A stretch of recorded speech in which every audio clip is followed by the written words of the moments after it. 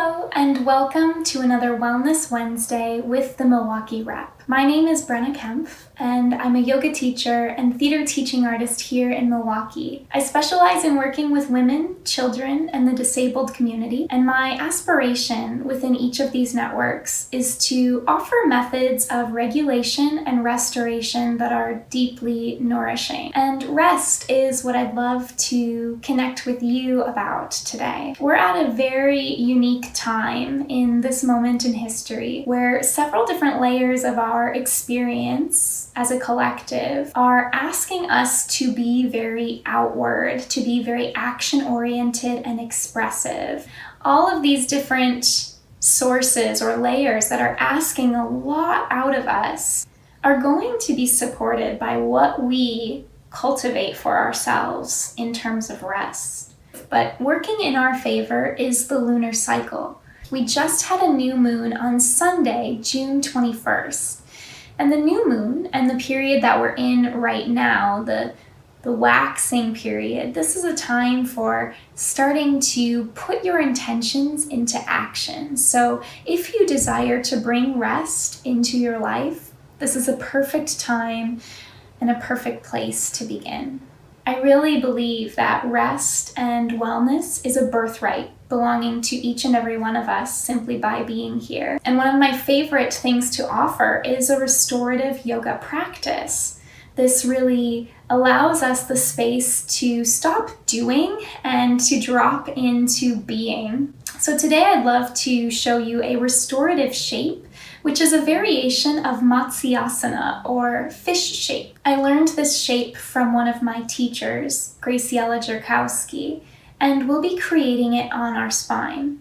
Now, what I love about this shape, and the reason why I selected this one to share with you, is that it can be done in a variety of places. You could create this shape on your couch, on your bed, or directly on the floor. And if you don't have a rug or a yoga mat down, I would just recommend placing a blanket or towel down on the ground to give you a bit of cushioning. To create this shape, we'll need 3 blankets or towels. I've got 2 of them folded into long rectangles, and 1 of them rolled into a long log. And within restorative yoga, the props or the supports, blankets in my case, are really the ones doing all of the work. So we're recruiting some friends, some resources to lift the earth up to us, to allow ourselves the time and space to drop in and be.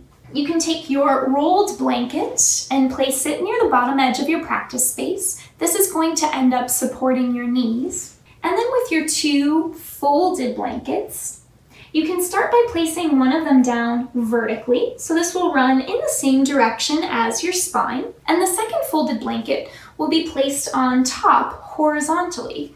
Now, we have 2 options for the placement of this blanket. First, if you have any neck sensitivities or injuries, or the sensation of dropping the head back behind you and the head being lower than the heart, if that is uncomfortable for you, you can take the blanket and place it at the back end of the vertical resting blanket. This is going to act as a cradle for the neck and the back of the head. Now, if you don't have any sensitivities or injuries and you would be open to exploring a throat opening shape today, you can draw the blanket down so that it's a little bit more toward the middle of the vertical blanket, almost as if you're creating a plus sign with the 2 blankets. What this placement will do is accentuate the lift of the heart up toward the ceiling, and will still give us support for the head, although it will be lower than this added height that the heart will be at. So I'm going to elect to place the blanket back for the first option, using this as a cradle for my head. And then when you're ready, again, creating this structure, these supports to hold you either on a couch, a bed, or on the ground. When you're ready, you can place your sitting bones in between the rolled blanket and the long vertical blanket. Using your hands to hold your body weight, you can walk yourself around or lift your legs up onto the bed or couch and bring them over the rolled blanket. So again, this is going to be supporting the back of the knees.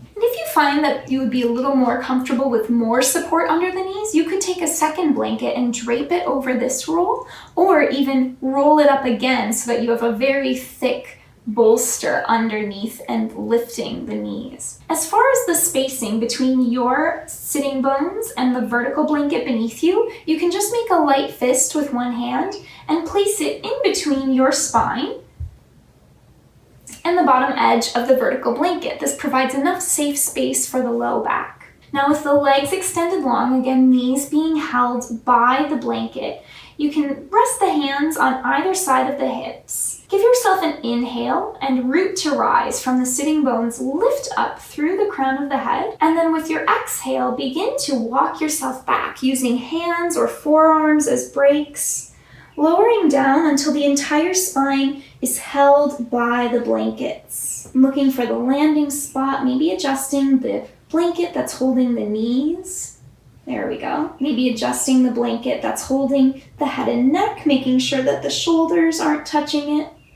If you took the first variation, if you took the second variation, you have the horizontal blanket supporting the back of the shoulder blades, the back of the heart. For your hands, you have a couple of different options. As mentioned, this is a heart opening shape, and you might feel as if this right here, with the aid of the blankets, is enough heart opening. You might choose to have your hands palms facing down on the earth, giving yourself a little extra grounding, or bend at the elbows and place one hand over your belly, one hand over your heart. If you'd like to add some more dimension and some more opening energetically and physically to the front of the body, the front of the heart space, you could open the arms up to create a goalpost or cactus sort of shape, or you could extend the arms out wide to the sides as if you were creating a capital T with the body. So find whichever arm configuration works best for you, being mindful of the low back and the neck and head.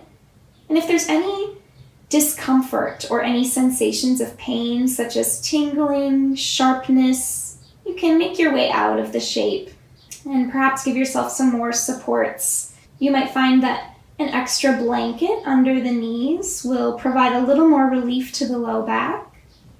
You might find that an adjustment of the blankets underneath the head might offer a little more support to the neck.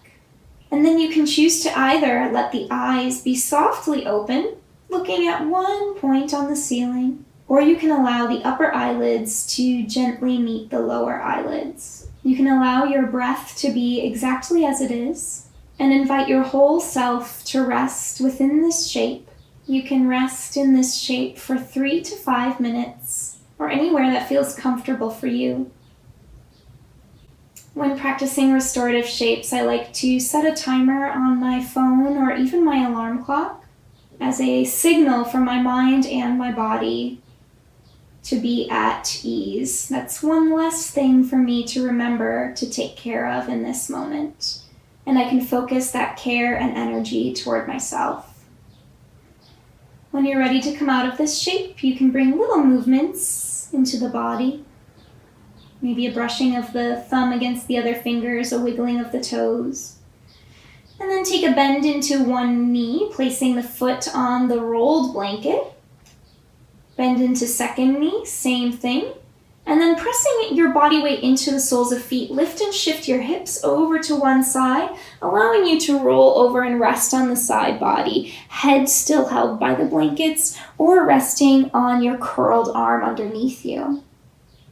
And press yourself up to a seat, slowly coming back into the room, back into the space as you're ready. Thank you so much for sharing this time with me, for learning a little bit more about rest, and considering investing in your rest to better serve our world.